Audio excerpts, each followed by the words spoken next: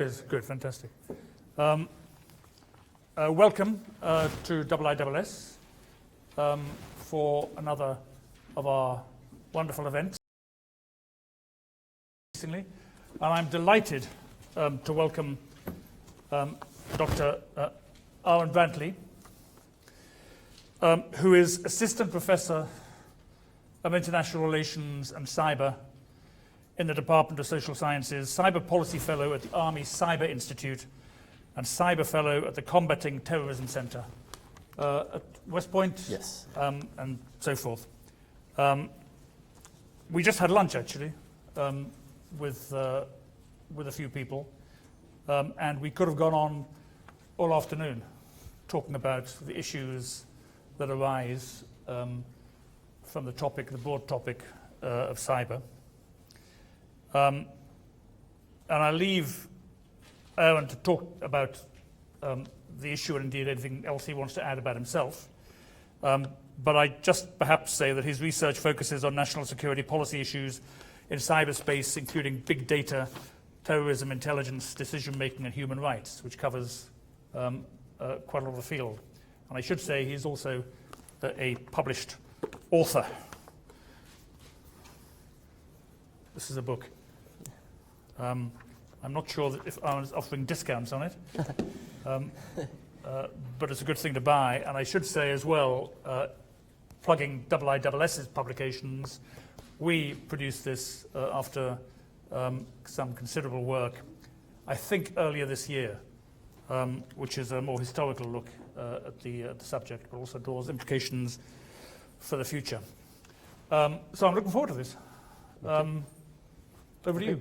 Thank you. Yeah, I would also say that the book is actually quite good. Not my book, the IISS. Well, this is very good as well. Yeah, mine's good as well. But the IISS one is also very good. I think it was released in March. IISS has been at the forefront of cyber on a number of things. They've had articles in Survival and others, and they've been a great asset to the study of the domain. What I'd like to say at the beginning is that anything I say in here is not representative of U.S. government policy, the Department of Defense, or the United States Military Academy. So anything I say is my own words and in no way represent the United States or the United States government. And now that that's done, we can have a nice conversation. So first, what I'm going to talk to you a little bit about today is digital operational security for jihadist organizations. And this research really kind of originated out of a project to understand how social media affects large-scale political movements around the world. So we received a grant from the Office of Secretary of Defense in the United States called a Minerva grant, and we started studying it. And then along the way, one of my good colleagues, Mohammed Al-Baidi, started asking me a couple questions. He said, I'm seeing these conversations rise up within the various jihadist communities, talking about various applications and means of avoiding intelligence and law enforcement agencies.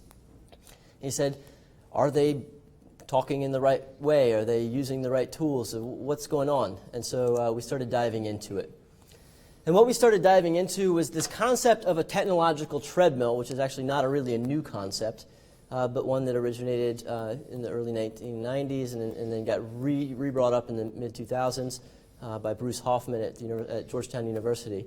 And it just essentially takes on the concept of, as intelligence and law enforcement agencies try and capture and identify individuals who are engaging in extremist activities or engaging in criminal activities, how are they trying to avoid intelligence agencies? How are they trying to avoid law enforcement agencies? And how are they recruiting and planning and doing all the other things that they want to do? And so we specifically started taking this up and looking at it from the perspective of IS and Al-Qaeda and others, and looking at how they propagandize, recruit, and try and avoid capture at all times. I have a paper I'm working on this, and the first line is the first rule of being, an extremist jihadist is to avoid being caught. And so it's kind of like the Fight Club rule, but it's for jihad instead. And so the traditional approach to finding information about any criminal behavior or terrorist type behavior is traditionally focused on a linear approach. We see somebody arise in a community that has some sort of function that they stand out. They've broadcast that they are engaging in an extremist type behavior, or they have conducted an extremist type behavior, and we begin an investigative process. We then might identify additional individuals within a network, and then we eventually try and develop either a prosecutorial case or some other type of more kinetic type action in certain circumstances in the more modern concept post 9/11. At the United States Military Academy, we've kind of developed a fundamentally different architecture for assessing and identifying both this technological treadmill, if you will, as well as the changes in behavior for recruitment purposes, for obfuscation purposes, for operational planning purposes, and the like. We take data both big and small. So we take data at the very small spectrum, if you can read behind me on the lower section of the slide. We take forums, we take print publications, interpersonal communications within chat rooms, private tweets, and everything that you can imagine, and we try and assess what people are talking about, where they're talking about it, and why they're talking about it, who they're talking about it with, and so on. And then we start developing linguistic data sets to try and understand how we can pull in everything else. Now, we scan the public internet trying to understand conversations. Now, I'm an academic. I do this purely for academic purposes, not for any intelligence or law enforcement purpose. And my goal is to understand how these conversations are going on, how they're planning, and how they're engaging in different types of operations. And so we start developing this robust data set around these types of terminology and these types of tools and techniques. And what we are able to do is bring in millions and millions of pieces of content. In the wake of Paris last year, in the span of 2 days, we brought in 12 million pieces of content relevant to the attacks. And we have to figure out ways to analyze this in a meaningful way to understand who's talking about what and to kind of sort through the needles in the needles in the stack of needles, not a needles in a stack of in a haystack, but rather something much more complex. And so we start identifying networks and understanding who's doing what, both at the small data side and then trying to figure out where those small data fit into a larger picture to understand what tools they're using, how they're using them, how they're training people how to use them, and so on. And to a large extent, it requires this combination of very deliberate data sets and, to a small extent, a measure of art. Just as any police investigator or intelligence officer would tell you, you can have all the data right in front of you, but unless you understand how to interpret it, it doesn't really make a lot of sense. And so I honestly don't interpret all of it myself. Obviously, there's a lot of people that work with me to help facilitate interpretation and understanding of data. And it is a bit of an artful process. As I started developing and getting into this stream, I fell back on a lot of my time working in international development, particularly democracy and human rights. And I used to work in a lot of different countries on political party development in particular. And political parties really try and create this structure that you see behind me of trying to bring people into an organization. We reach out to where people are, where they're located, how they're located in every given jurisdiction, location, country around the world. And then we try and pull them into a kind of a funnel, if you will, to draw them in. But the important thing to remember is that just like a political party, it collects and brings in information, we have to understand that transnational terrorist organizations and organizations of transnational criminal networks try and do the same type of behavior. And as they do this, they try and address people where they are. Just as you probably don't use Twitter every second of the day, you might switch between Twitter, Facebook, Instagram, and all these others. It's important that if I'm trying to draw in people, to build a network, to build a community of people around a particular issue, I have to do it in a very robust way. And so that's sort of where we started evolving this idea from, and I'll get a little bit more into it. I am primarily somebody who focuses on the technical aspects of it. I'm not in the terrorism studies field, per se. I am primarily a guy who likes computers and building things. And so I take it from the digital operational security standpoint of how you can avoid intelligence in law enforcement agencies. And what we've seen is that, quite frankly, IS and other organizations similar to them have leveraged general political architectures to develop and recruit, train, and manage large-scale decentralized, or what Mark Sageman refers to as leaderless networks. And this is a very important concept because you can't engage in decapitation of any given node because there are multiple nodes to address. And so here we see, just behind me, any given individual is approached from multiple different vectors. And they oftentimes start off with very mundane questions. Questions related to inequality or grievances that are relatively realistic and based. And then they get funneled down into a process that tries to self-select them. In the United States, we oftentimes get funneled into various news organizations. We might only watch MSNBC or Fox News or some other news organization, and then we kind of are self-selected into that information cycle, and that changes our worldview. And in much the same way, recruits to IS and Al-Qaeda and other organizations get funneled into this news cycle, and it is a robust news cycle. There is a strong legitimacy associated with it and a continuous stream of information. And as they do this, they also get funneled into a process of becoming more secure online. In the United States, retweeting or engaging in jihadist communications is constitutive of material support for terrorism. In so doing, they are actively putting themselves or exposing themselves to risk, and so they enhance their security over time. And as they enhance their security, it's very important to understand where, as a law enforcement or intelligence agency, you can start to address these particular issues. It's very important also to consider that at no point in human history have more people been so connected to one another and provided more information to state and corporate actors than at the present. In fact, I would guarantee that most of you, there's always one outlier in every talk that I go to, have a mobile homing beacon in your pocket. Okay? This homing beacon likely contains just about every bit of information that you ever wanted to keep private in your life. And yet you carry it everywhere you go. Okay? And so at the same time that we have law enforcement and intelligence agencies struggling with this problem of jihadists going dark or transnational criminal networks going dark, they also have an enormous amount of information that is being exposed to the world in new and important ways to understand. And it's also important to understand that there are temporal aspects or time-related aspects to this. Because as somebody enters this pipeline, they didn't start at the encrypted point. They had to learn to go dark. And the other thing is we have to understand is that almost all cybersecurity errors are for the most part predicated on human behavior. If you are a member of this organization, IISS, my guess is if you're having an event today, you're likely retweeting what your organization is tweeting. In the same way, if the IS Media Operations tweets out a link, it's very likely that somebody who is affiliated and supportive of IS will also retweet that out.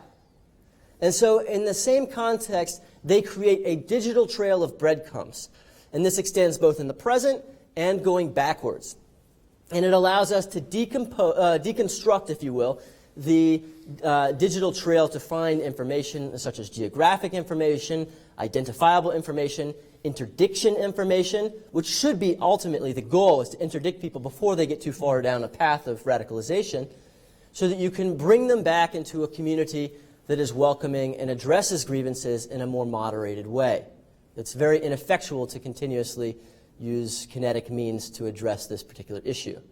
In the long term, it's not a sustainable practice. But if we can use big data and all the different trails that people leave, perhaps we can address this in a more effectual way. The other thing that we have to realize is that we are not in a conflict with someone who is uneducated, someone who is a barbarian, as they're often portrayed in the United States media or in certain publication corners. They're savvy, they're smart, and they oftentimes have high school degrees, college degrees, and some of them even have master's degrees. What you have behind me is a generalized A/B marketing test. And what we see is we see IS and other organizations engaging in best practices of marketing. If I'm going to recruit people, I'm going to recruit them by figuring out which message resonates the best. Because I only have limited resources, and it behooves me to use those resources in an effective way. And this is just a generalized example of that. We also see them leveraging everything that we do in the popular community.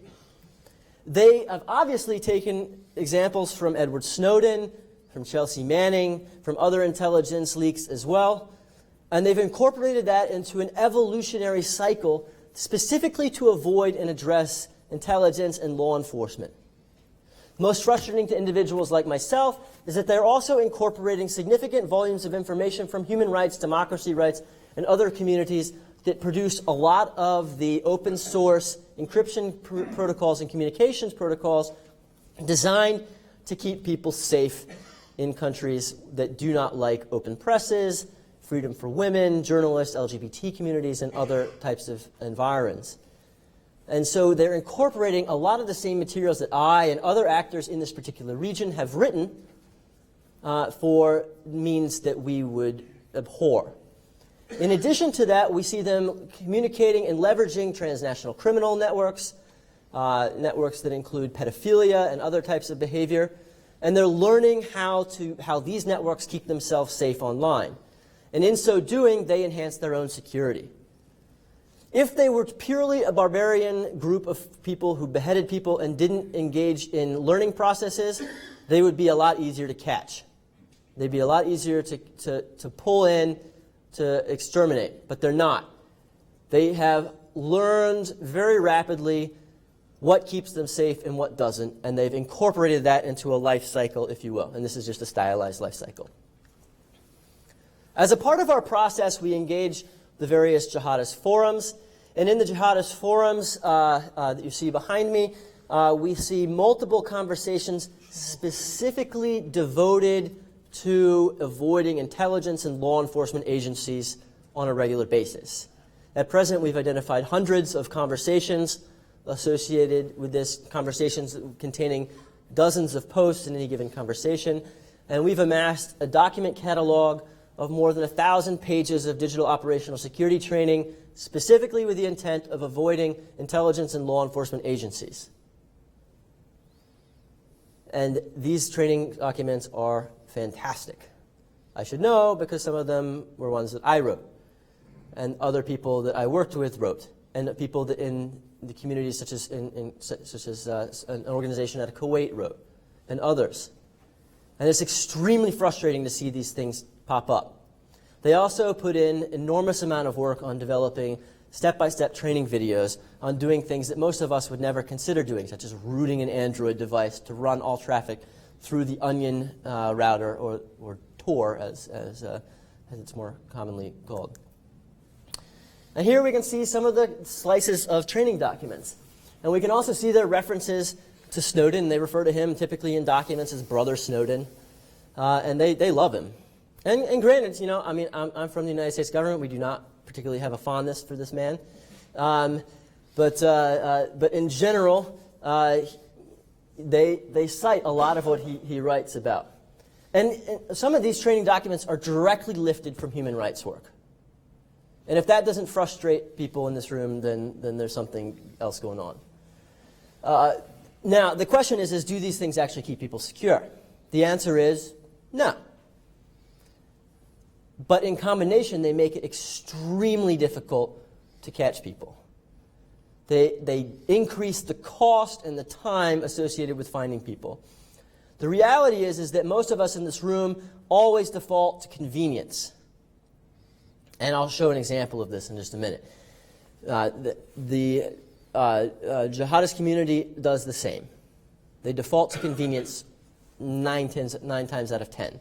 And in almost all the recent attacks, we've seen them default to convenience at the expense of operational security. And that's a very important thing to note as well. In big data terms, we try and pull in as much public content as possible, and we don't focus on individuals at all. Our goal is not to look at individuals. Our goal is primarily to understand evolutionary cycles of information. And so we actually run something called a non-parametric analysis, and I'll explain what that is in a minute. to analyze and bend content into positive, negative, to bend content into categories of operational security, non-operational security, etc. We also are avid readers, unfortunately, of their print publications, to include Inspire, Dabiq, Kybernetic, and others. And they're developing their own software. In fact, in one of the original issues of Inspire, they were talking about Asar al-Mujahideen, their own peer-to-peer encrypted messaging application, which was then shuttered for a while and is now popping up again, specifically to engage in communications. Now, they don't really need to use it that much anymore because now they have free open source type stuff that they can use that is a lot easier to use and a lot more secure. We use this software platform to examine primarily sentiment analysis. And it runs on an algorithm, a non-parametric algorithm written by a bunch of guys out of Harvard who are far smarter than I am. But it allows us to do retroactive data analysis going back 7 years. And that's really important. If I want to find somebody who's already secure, then it helps if I can find when they started becoming more secure. Did they start hiding their data 5 years ago, 4 years ago? Did they stop using certain Twitter handles? Did they change Twitter handles over time? And we're working on a whole bunch of really interesting mathematical approaches to this and other things as well. We can look at a whole range of different things from demographic information, geographic information, time frame information, and a whole bunch of other really interesting things that help us to understand what people are interested in, why they're doing what they're doing, and how they're trying to get better at it. From a big data perspective, we start with the entire internet. A universe of content, a huge valuable resource, something that is growing day by day into the zettabyte range, if anybody can think that large. I mean, that is massive amounts of data. And now this is an easy stylization. We primarily focus on the bright web, all open, publicly available content. We're not trying to get things that people are hiding deliberately. We're only going for publicly available content. And you can see that deep web would be things that are behind passwords, password protected. So password protected forums, news sites, etc. And then there's the dark web, Tor, I2P, and others. We then use language based on our small data analysis to try and assess a galaxy of content within the broader universe. And then that gives us our interest population. And for this particular study, our interest population was the operational security of IS from a digital perspective. And that gives us a specific community of interest that we're able to hone in on and focus on. This is what our platform kind of looks like from the back end. It's changed a little bit since the slide was created. It allows us to develop metrics. Here's 2 IS media accounts that were live about a year ago. And we were just looking to see if there were any affiliated accounts, and it turned out that we were able, with these 2 particular accounts, to pop out a whole bunch of affiliated accounts and topics of interest that were relevant to our analysis. We can also look at individual conversations going down. We can parse it out by geographic region. Now, this is not the IS geographic region map, otherwise the U.S. would be experiencing a lot more trouble than it already is. But this is just a map from one of my other analyses.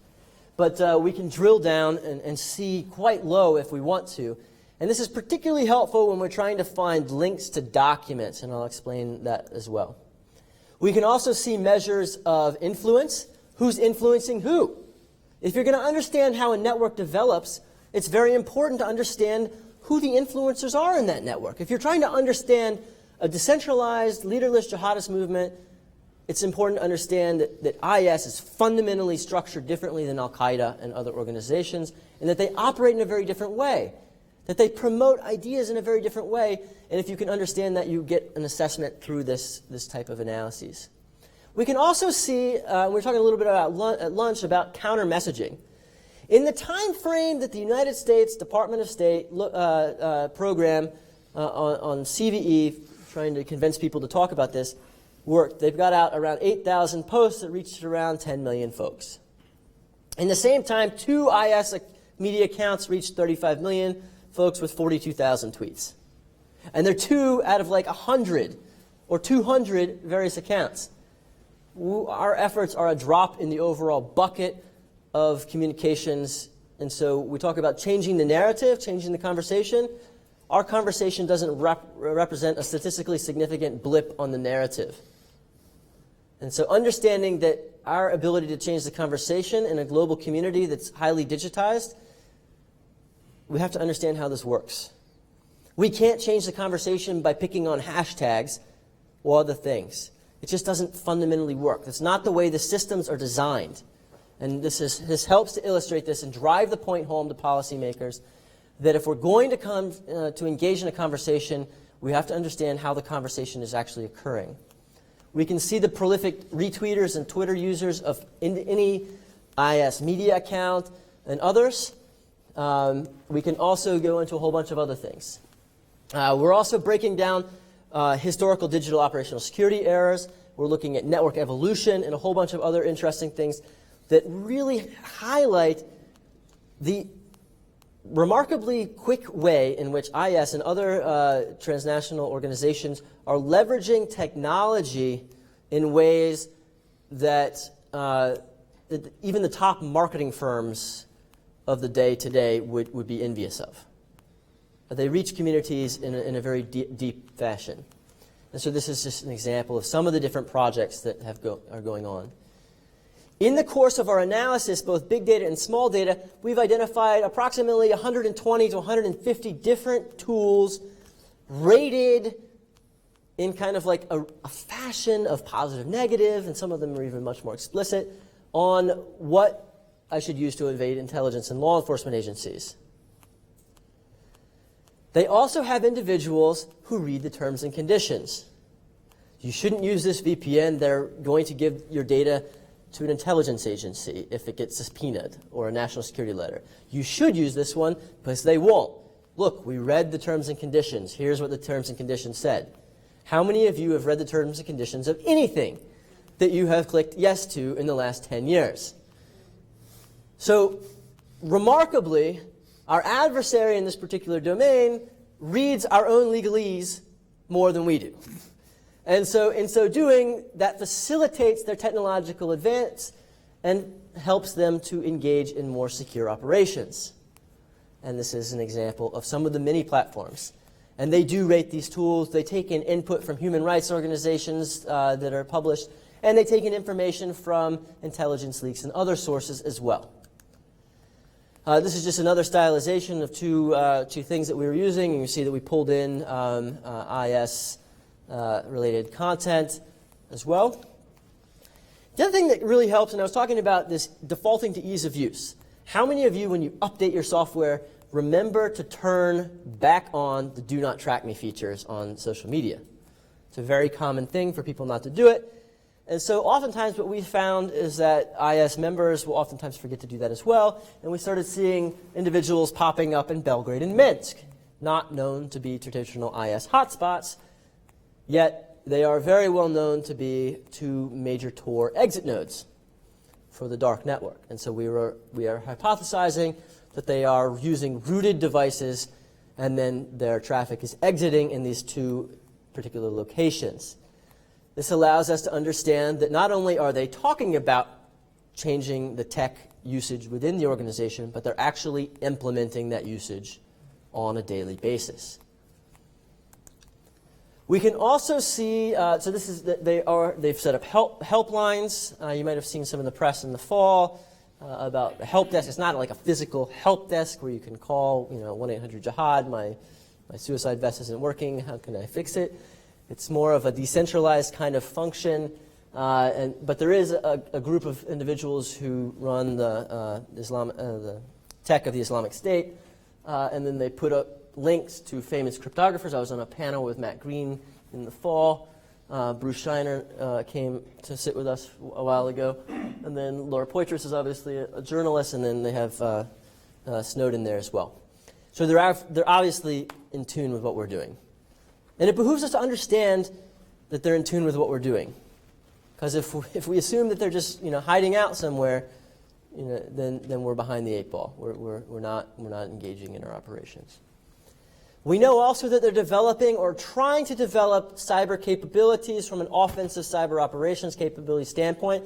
And these are some of the examples. They are actively doxing, which means that they're Googling individuals for personal information with residences and others. And you can see two famous U.S. generals on here.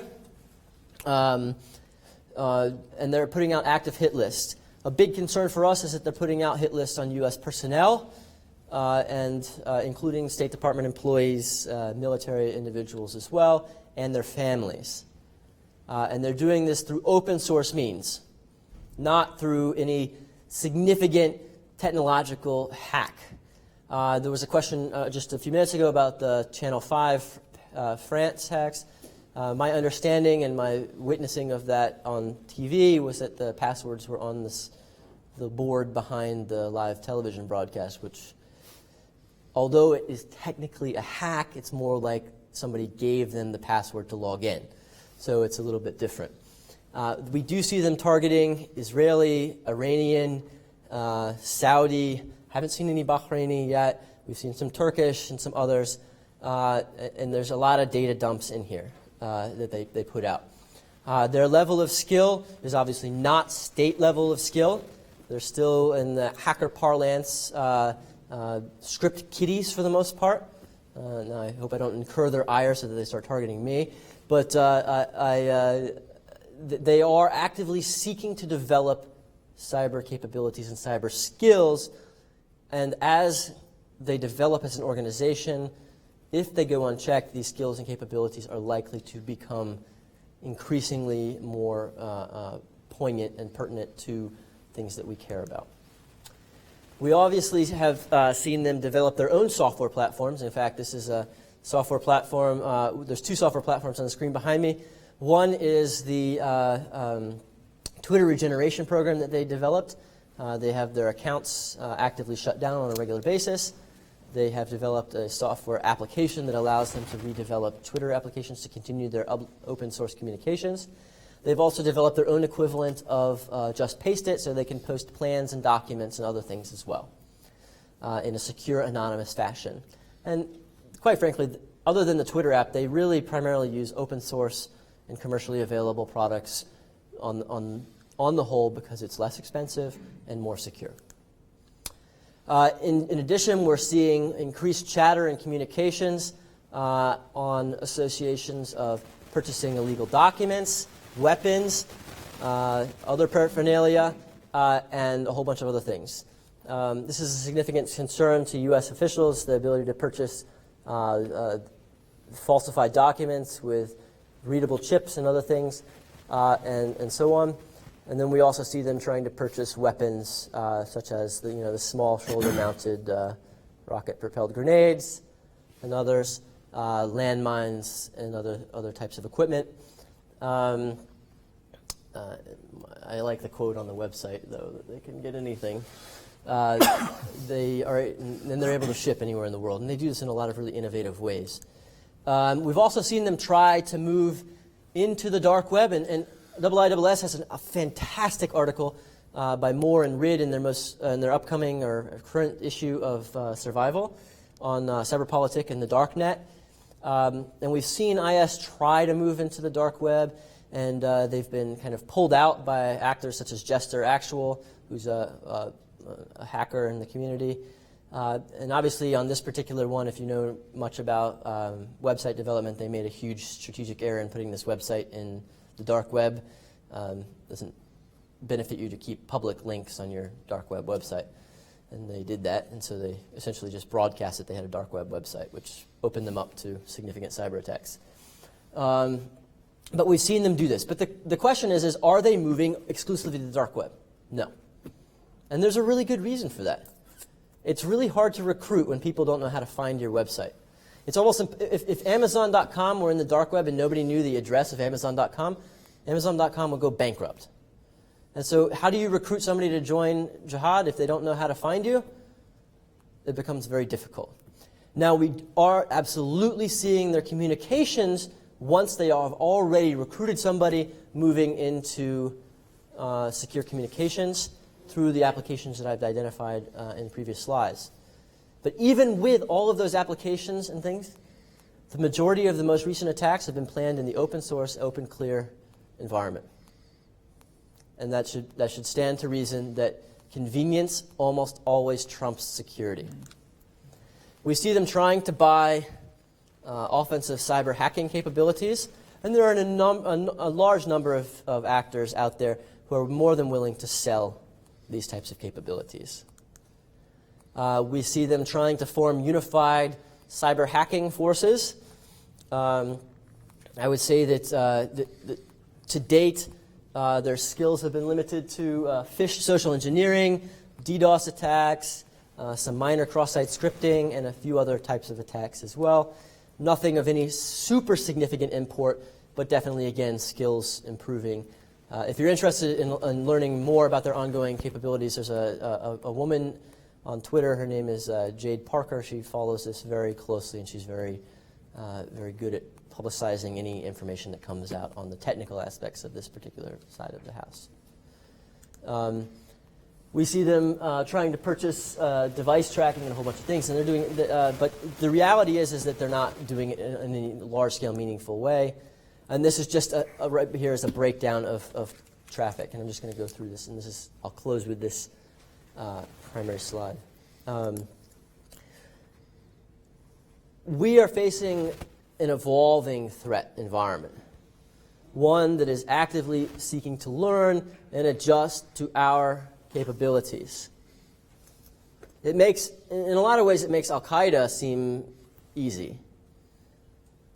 You know, when Al-Qaeda realized that they were being tracked, they went as underground as possible. They moved into places where they didn't have any digital communications, and they reverted to what I would refer to as a sneaker net. They carried information by their feet in a lot of ways. You know, we see it delays their ability to publish information out, such that when the Arab Spring happened, you have media releases coming days, weeks after things have already happened, and they're no longer relevant. This is no longer the case. We have an adversary who's capable of adapting on the fly in a very quick and efficient manner, and one that is going to increasingly challenge us both in our understanding of where we want to be as societies and whether we're willing to sacrifice security and also the concept of security and liberty as well. And I'll close with that. Thank you very much. That was great and sobering. And as we were discussing over lunch, this is just the one bit of the extremism terror bit of cyber. Yes. There's a whole set of state actors out there who have far more resources to do some of this stuff and far more intent and the ability to sustain that intent. So it's a dangerous world out there on your iPhone. Right, I'll now open it up for questions, if that's okay. What I might do is take two or three at a time. So I'll group the questions and then we'll get them to answer them. Okay. So there are three at the moment. I think the Indonesian ambassador, Dr. Nasser, then Media. Thank you very much. This is a very interesting topic. But I have a question. But this is the topic becoming very popular summit between Obama and the leader of GCC concerning the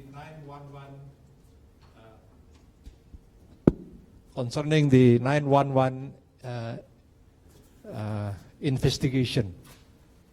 That is the 28 pages report. I don't know, maybe you can enlighten us the content of the report and whether this is actually the document we can classify it as a political document or as a real document or scientific document. Please. Okay, thank you. Thank you. That's actually I get an issue about a text which is held somewhere in a vault. But anyway, we'll register it, Master. My question is, first, thank you very much for the presentation. I like the idea that you listen to all the conversation that happens, the digital conversation between people around the globe. Is it possible from all the information that you have to dig out, I mean, what attracts those recruits? Is it money that attracts them? Is it religion, really religion? Is it a new lifestyle that they are seeking for? Is it killing that they are looking for? What actually, I mean, what you dig out from all the information that you have, what they want, what attracts them most? I mean, you can find it from the people who recruits, the recruitees, and what interests as a reply to them. Okay. Thank you very much. Thank you. Yes, I don't know, do I need the mic? I don't know if my question is a question or maybe just a bit of a discussion and a pushback. I know you talk about IS and compare it a bit to AQ and the way they do their sort of media and how they exploit the web. And my question is, I wonder if IS is as strategic as AQ was and how it developed, because you spoke about Asrar al-Mujahideen. That was about 10 years ago when that was developed by AQ. Al-Mujahid al-Taqani developed by AQ. The forums developed by AQ. It was much more centralized, it was much more strategic, and it was much more controlled. And even though the sneaker soldiers were people who maybe shared direct letters to bin Laden and Zawahiri, everything else was largely done on the web. And I wonder if just the size and scale of IS makes it look more daunting, but whether really they're more strategic in the way they conduct their media, and whether the actual small core is doing things the way sneaker soldiers as well for Baghdadi and others. So that's something I'd be interested in. Okay. So let me apologize first. I have no answer to the first question, not because I don't want to answer the first question, even if I could answer the first question as an employee of the United States government. I honestly have no clue. And so I'm as blank as a slate on that one. So on the second question, the recruitment occurs for a variety of different reasons. I would say probably the general weakest one is religion that I've seen. And I think that's a good thing. Because, Islam is a beautiful religion. And it's one that inspires the faith of millions around the world. And we belong to religions for a lot of reasons. But we don't go and fight and kill often for a lot of the reasons that we believe in a religious cause. And what I've seen, at least, is that a large percentage of the videos, the groups that join, whether from the young male perspective, is a need to belong to something, to belong and be integrated into something greater than themselves, to participate in something that they feel makes their lives worthwhile, if that makes sense. And to do that, and it's hard because we oftentimes feel marginalized as a young person. I'm sure there were times when we each feel marginalized. But we never had an outlet to express that marginalization or our feeling of victimization around the world.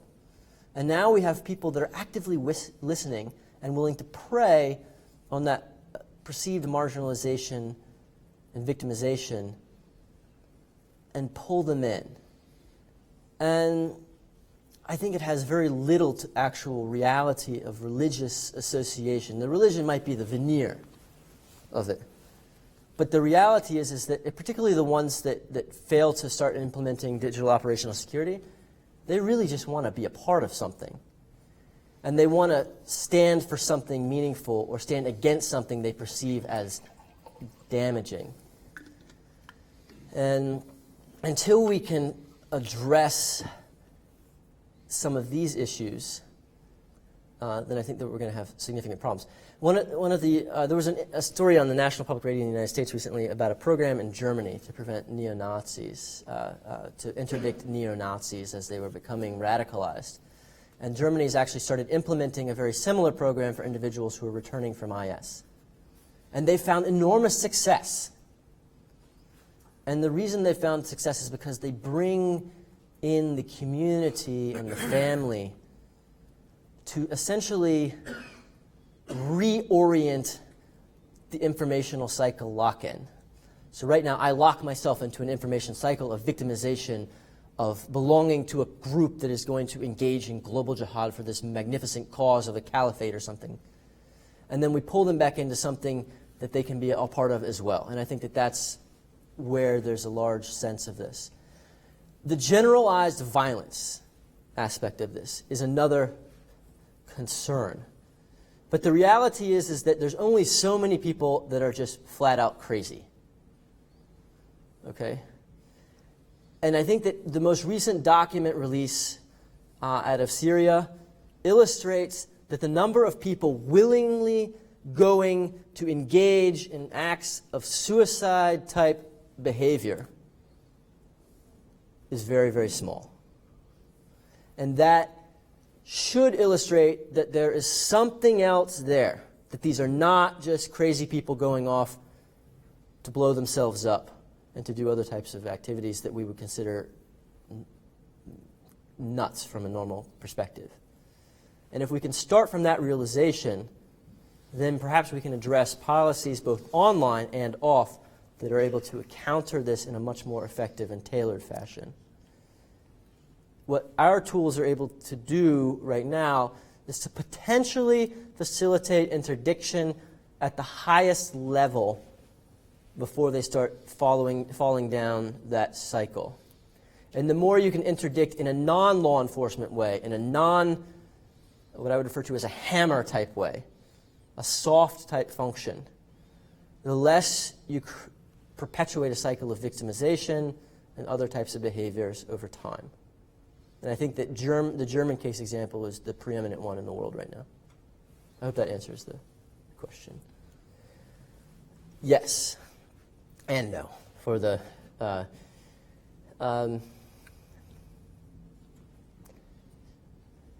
you can either go big in a marketing campaign and make sure everybody in the world knows what you're marketing and get that message out and capture an enormous audience.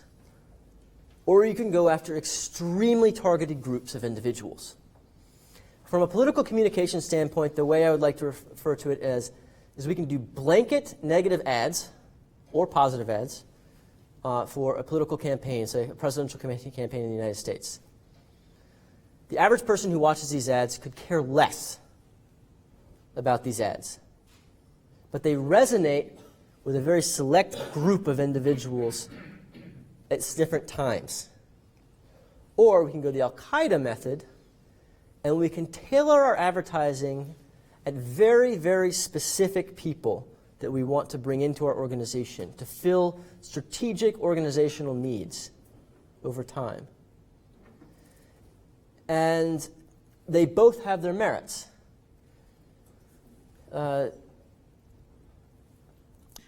From my perspective, the strategic approach of Al-Qaeda provides a less robust endemic threat in a lot of ways, because they have a very specific goal set to achieve. They're not random. They don't choose things randomly. They don't engage in random acts of violence. And if you look at the terrorism literature in a lot of ways, a lot of the successful terrorist campaigns in history, whether it be terrorist campaigns that have originated in Cyprus, in Israel, in other places, have been extremely strategic in who they targeted and who they picked off.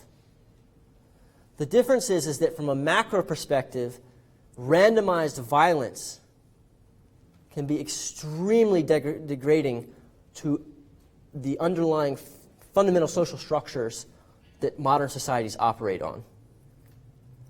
And in the United States, I think that we've seen some of this in our most recent rhetoric and things that have come out of the United States, in ways that we didn't see when Al-Qaeda was our preeminent threat. Okay, can I ask a question which flows from this, as Chairman's prerogative? I mean, the violent extremism, why people become violent extremists, I'm not sure we really know. I mean, clearly there were some common factors, but there's also highly individualized Yes, absolutely. Pathways to radicalization. And of course, Daesh and other organizations like this have the resources to devote to latching onto people individually. Spectacular acts of violence and so forth. I mean, of course, if you look at what Daesh produced, a lot of the stuff that they produced, the videos and so forth, are not about violence at all. They're about how wonderful it is to live under the caliphate. So how many people you need who are prepared to go and blow themselves up or be Irmasiyin or indeed to commit acts of violence on others, I'm not sure. And if you look at something like the Lord's Resistance Army in northern Uganda and southern Sudan, that's been going on and committing horrific acts of violence and degrading societies for what? Since the late 1980s. I mean, this is now nearly 30 years, and Joseph Kony is still out there somewhere. So that they can drag on for a long time. And given that these organizations can sustain themselves, given that perhaps we don't know enough about what's happening inside them, about the dynamics, although we can see some of the outward-facing evidence of this on it, how do we measure success? How do we know if we're winning or not? It's a question that gets asked quite a bit in the U.S. policy community. How do we know if we're winning?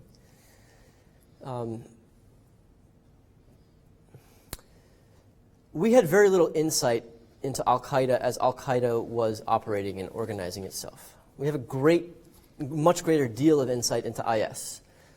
As much as you might dislike IS, they're an extremely bureaucratic organization, and they keep very good records of everything that they do. And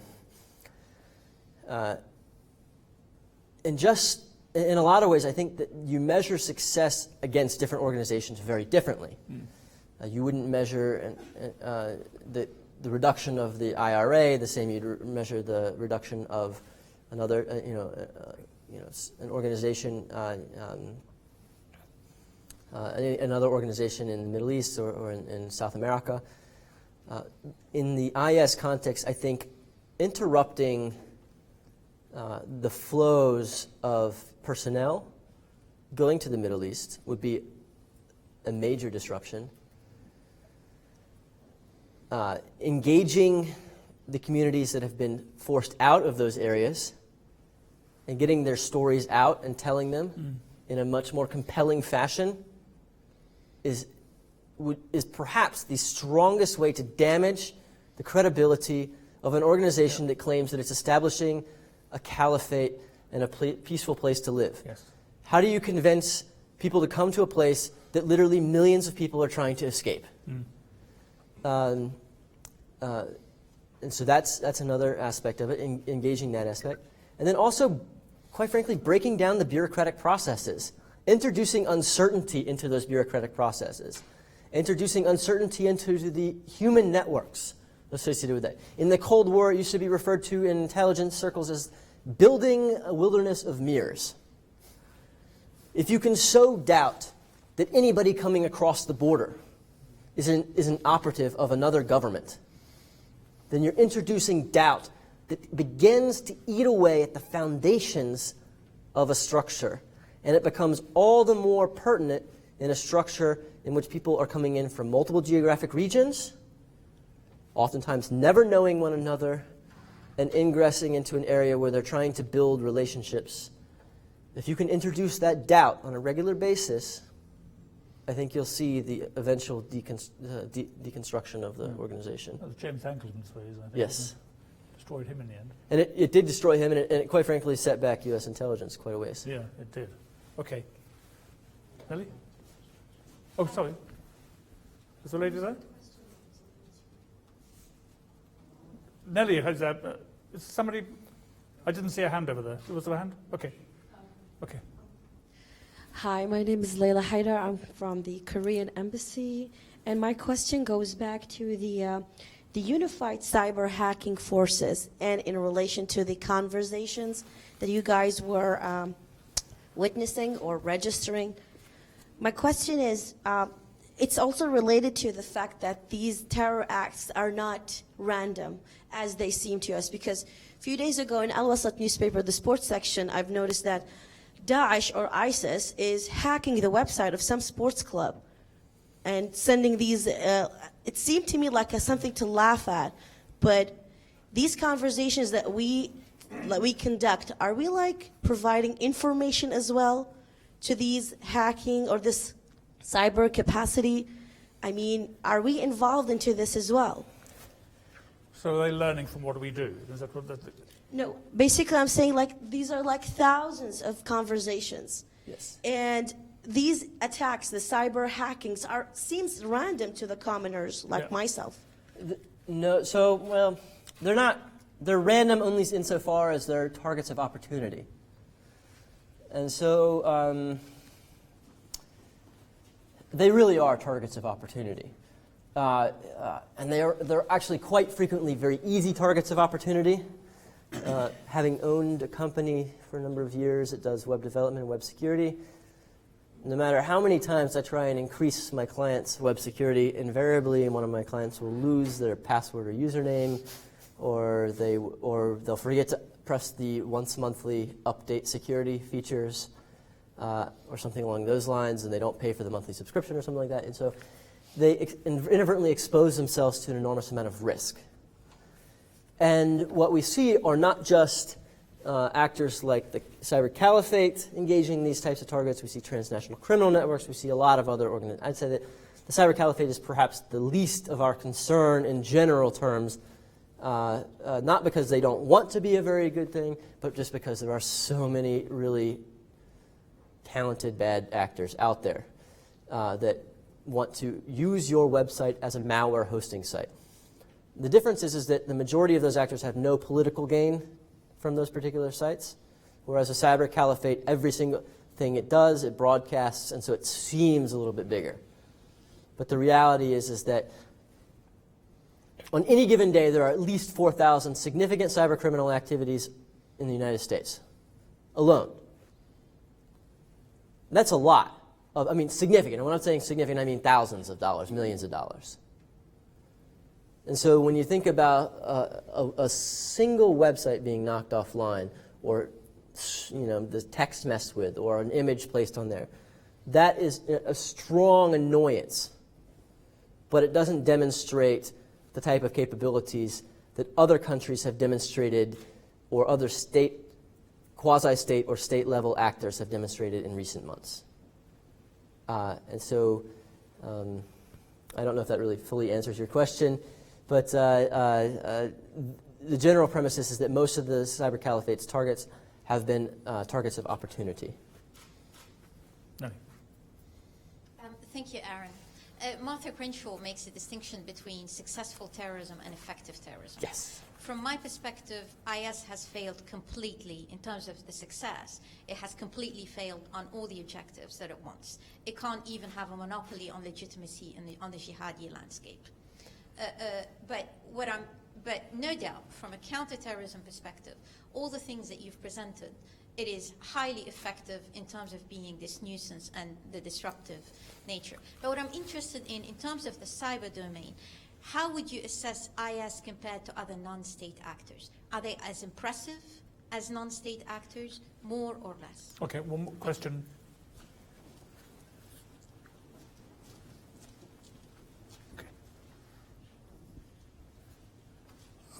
I'm just wondering, how do they sustain themselves, IS? Why can't they be traced and their leaders caught? Because you just said you carry in your pocket a beaming beacon.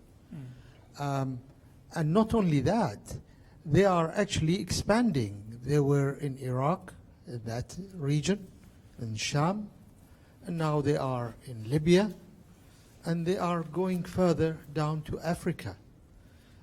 I don't believe that the intelligence of the United States, of European countries, especially Britain, and even Israel inclusive, does not know how to trace these people in good enough time to stop their behavior. Okay, Can you answer that? One more question, and then we'll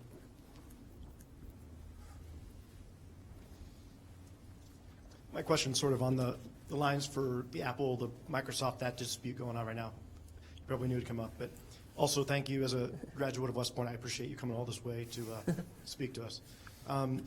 As you know, your briefing really focused on a lot of the connections of the bright web per se, and then there's, I think over the last couple of years, a general level of acceptance where we're okay not digging into that deep web behind the passwords from a large data analytics.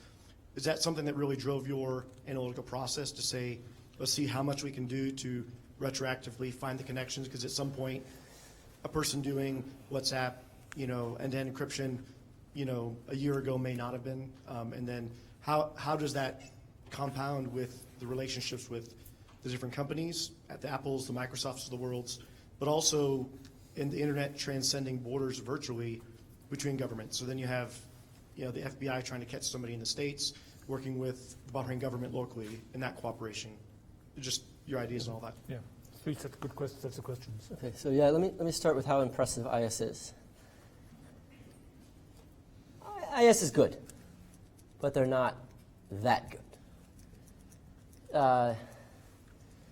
There are some very, very impressive non-state actors out there. And IS would love to be as good as those non-state actors. IS is not in the same league as a state actor, nor do they have any potential to be as good as a state actor in the near term. And this is largely a function of resources. It takes an enormous number of resources to engage in a significant cyber attack. I was talking about targets of opportunity a minute ago.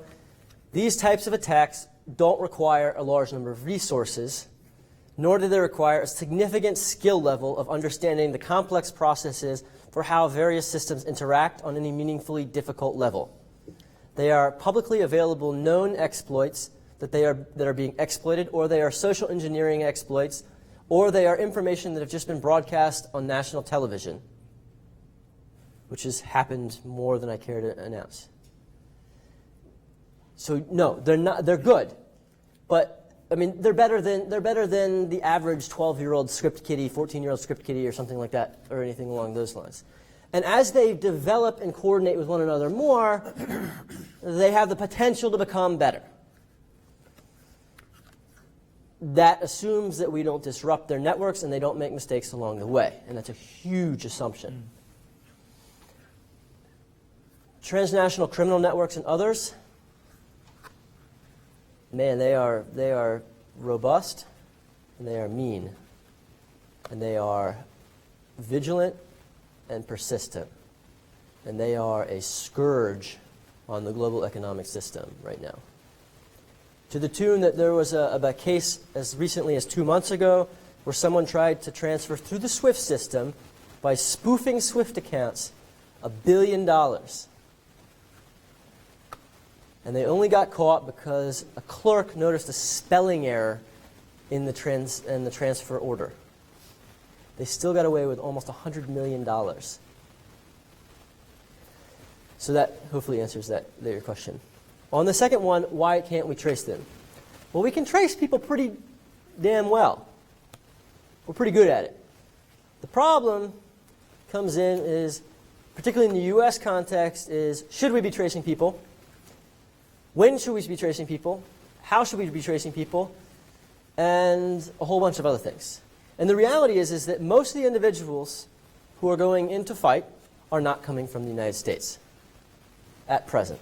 We've had our fair number, but they're not coming from the United States. They're coming from other countries around the world. The question is can we trace them when they're in country? We can, and we do. And I think that we've seen an enormous number of attacks that have been very successful in recent years against individuals on a target-by-target basis.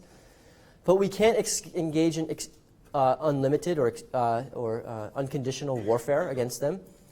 There's zero appetite in the U.S. community for any type of sustained ground presence in the region. There's very little appetite in the Congress for this type of behavior right now. And polling data is how I derive this information, not from internal information of any sort. There's just very little appetite for it. Quite frankly, it's not an easy situation to get involved in. Legal issues? There's legal issues, crazy legal issues that have come up in recent months. It's very complicated from the U.S.'s perspective. And it kind of dovetails into the last conversation as well.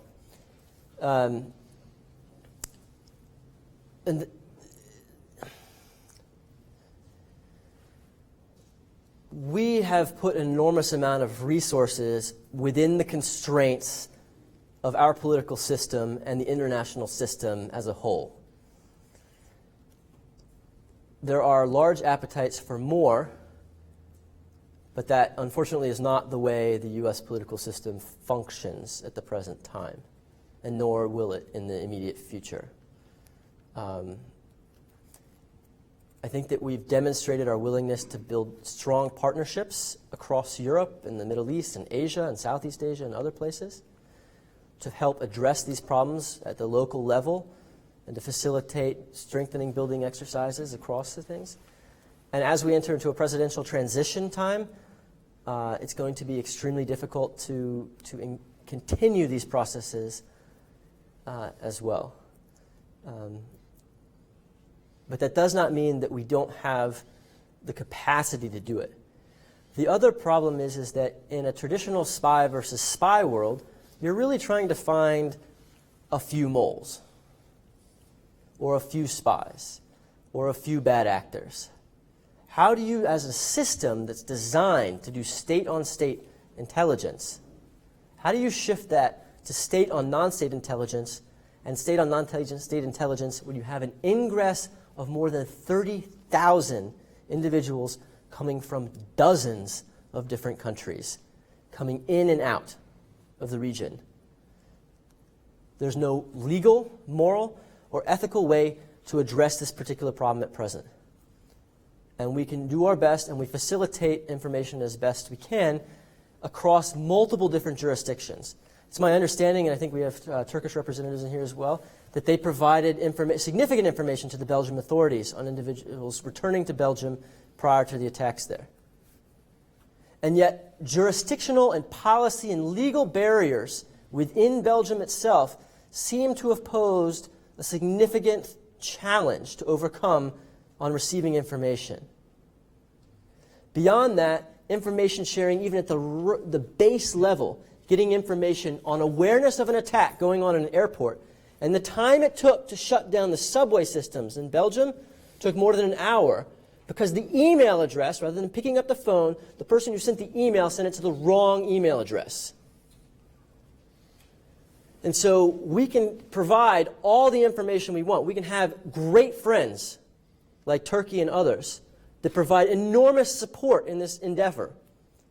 But until we solve internal jurisdictional issues within each of our own independent countries, and we continue to leverage and build friendships in a community of nations, it becomes a problem that is very difficult to solve, and one that has been exploited explicitly by our adversary in this particular case. Basic coordination issue. Yes. Between, I mean, which was, of course, an issue between FBI and Yes. CIA in the States as well, as has been an issue in the UK.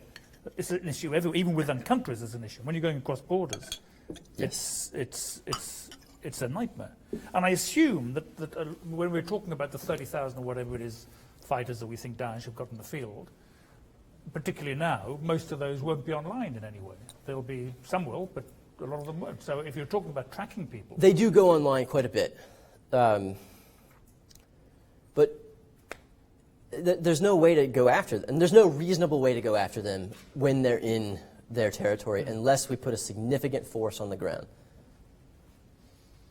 And that's and quite frankly, I don't think anybody really wants us to. I mean, I think it's great to say we'd like to have, you know, the 800-pound gorilla enter the room and, you know, manhandle and take control of everything.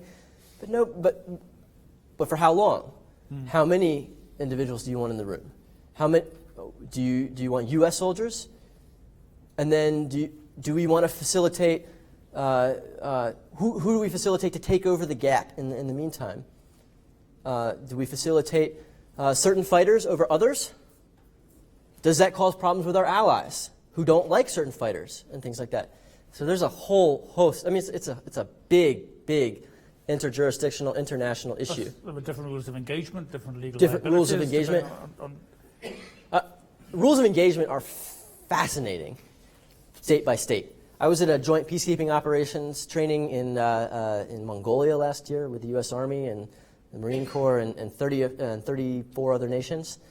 And it was just fascinating seeing which training aspects of joint peacekeeping operations different countries were allowed to participate in, whether it be riot control or whether it be manning a checkpoint and other things.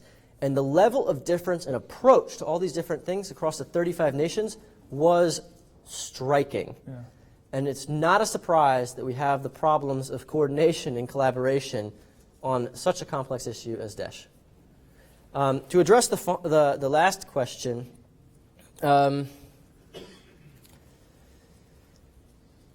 we have to realize that we exist in an ecosystem of threats. And we have to privilege the threats based on what our preeminent interests are at any given point in time. Transnational terrorism is clearly a threat.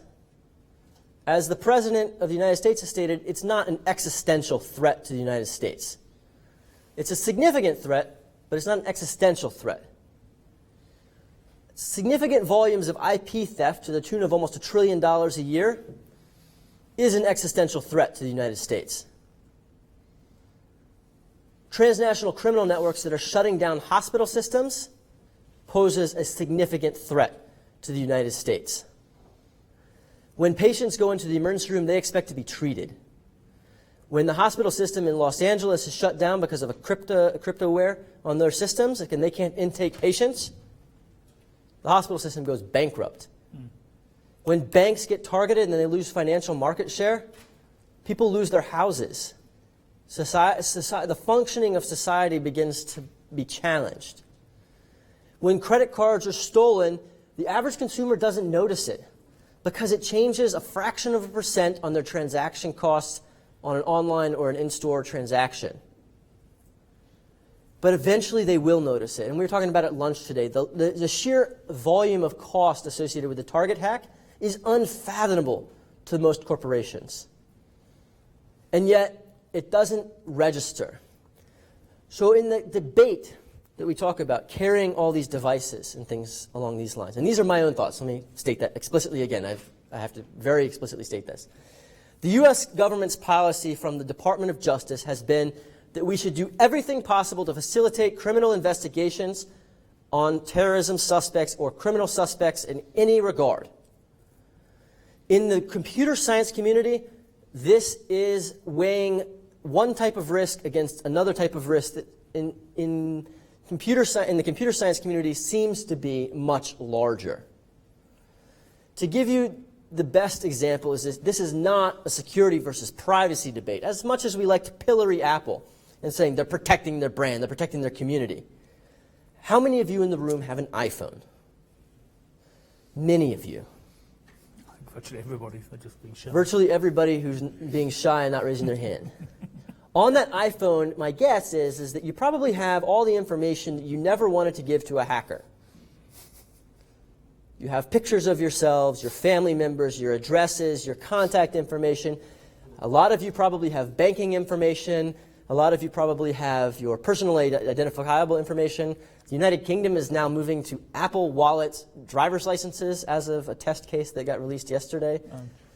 Your homes are controlled by your phones. Your cars oftentimes are now being controlled by your phones. So yeah, I think we should definitely put in back doors into iPhones so that nobody ever has to worry about security again. No, that's crazy. There's not a computer scientist in the world that would suggest that. The other problem is this. We talk in computer science about something called clock numbers, bugs per 1,000 lines of code. In the average software product, you have 20 to 40 bugs per 1,000 lines of code. These are accidental bugs that show up in lines of code. So across 20 million lines of code, you have 400,000 bugs. That means there's 400,000 ways into the software platform. But we need to engineer an additional bug to get into the platform. But here's the kicker. When you read through code, it's really hard to find these bugs. But when you put in a backdoor, you're writing additional code into the coding base. And as a computer programmer, the first thing you notice is, hey, there's some functions here that really, what do they do? I really don't understand why they're there. And so it's like putting a bright neon sign in the code that says, hey, hack me. And look, I love the FBI. I love DHS. I love local law enforcement and others. And they are really good. And they are super passionate about their work. And they work tirelessly to protect American citizens and, quite frankly, citizens all around the world in multiple jurisdictions. And what they want to be able to do is when they get called to the carpet by Congress and some senator from some state who has never sent an email asks them, did they do everything in their power to protect American citizens? They want to say, yes, sir, or yes, ma'am, I did. And this is why this conversation is not one that should be run out through the courts. It's one that should be arguably put within a societal approach, one that is open and transparent, and one that is led by the community that is responsible for weighing the risks to different platforms.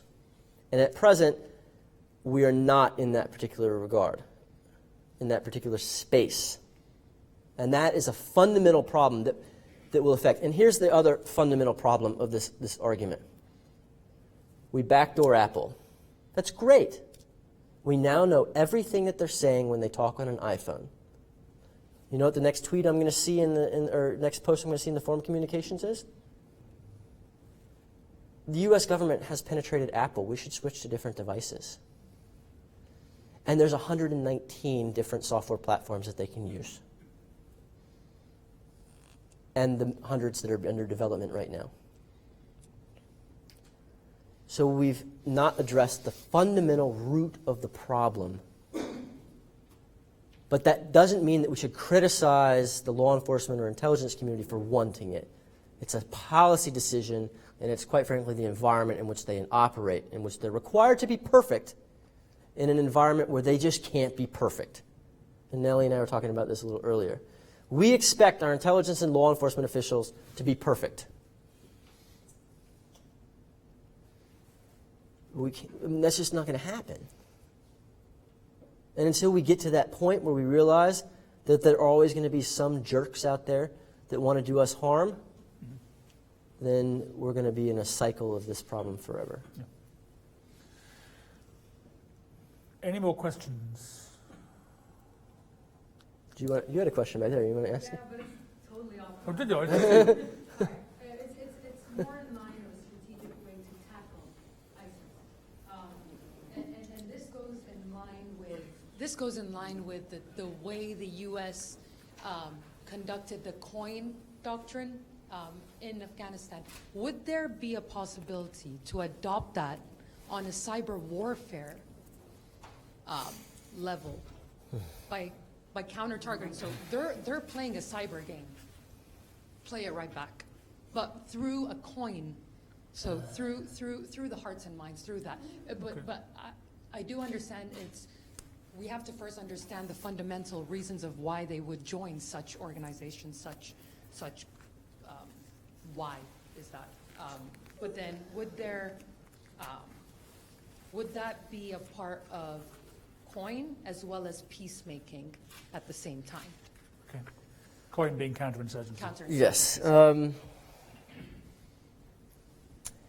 So there's been efforts along this line already. The State Department set up a P2P program that one of my mini bosses at West Point was involved in teaching a class in, and I helped teach the class peer-to-peer relationships, developing this. Actually, a Pakistani team won the competition. We came in second, so we're not that bad. Okay, but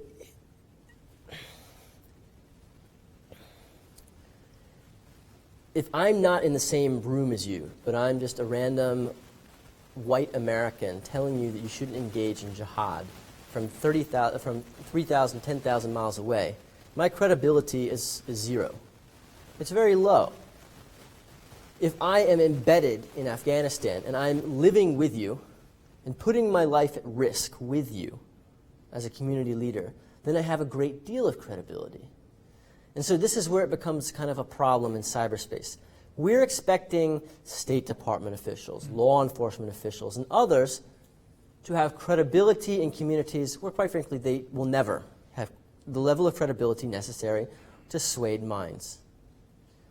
But teams like the Pakistani team, teams like school-age individuals here, university students here, families and communities in various countries across Europe, they have the ability to develop a robust, I wouldn't refer to it as counterinsurgency. I would refer to it as something that the president has been well regarded for, is community development, community engagement. And as long as we engage, and are we going to solve and meet every challenge? No, absolutely not. The COIN wasn't effective in many regards. But if we're going to do it online, then it has to start in places that have credibility, that have proximity, and have connection to the issues at hand. And somebody sitting in Washington, D.C., talking about how engaging in violence in the Middle East, or how life in Islamabad or something like that is going to get better, just doesn't hold water. And it never will. That doesn't mean that as a government we can't facilitate programs on that as a part of U.S. State Department public diplomacy programs, through a whole range of options. And that's one of the places where we as a country in the United States have made our significant inroads, is through our USAID programs, our commitment to our core values of building a community of nations, of building an environment that is inclusive and understanding. And granted, just as any other nation, we make a lot of mistakes along the way, but as long as we try to do that, hopefully we advance the ball a little bit further down the field. Great. Thank you very much. That was fantastic. Can I remind people to change their passwords regularly? Yes. Switch their Wi-Fi off when they're not using it, take the batteries out of their phones if they don't want to be tracked. That was great. Thank you very much, and thank you all very much for coming. Thank you. That was fantastic. Thank you. The Saudi counter-radicalization, the Saudi de-radicalization program has a significant hit rate. It's not as significant as they say it is. Did I give you mine as well? But the people they don't talk about, the people they don't let out of the prison, the people who cannot be turned, they don't let out in Saudi. They just keep them inside. The de-radicalization.